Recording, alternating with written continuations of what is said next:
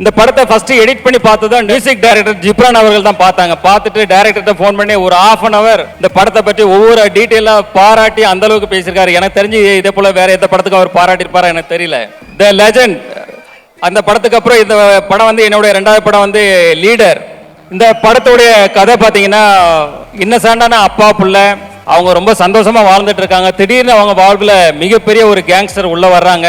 அதுக்கப்புறம் நடக்கிற விஷயங்களை நம்ம டைரக்டர் துரை செந்தில்குமார் வந்து அவ்வளோ அழகா இன்றைய தலைமுறையினருக்கு பிடிக்கிற மாதிரி அவ்வளோ அழகான ஒரு ஃப்ரெஷ்ஷாக எல்லாருக்கும் பிடிக்கிற வகையில் மிக அற்புதமாக இயக்கியிருக்காங்க.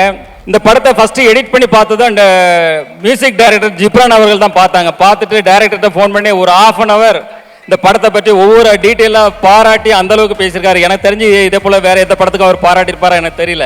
தி லெஜண்ட் சரவணன் நடிக்கும் லீடர் உலகமெங்கும் உங்கள் அபிமான திரையரங்குகளில் ஏப்ரல் 3 முதல்.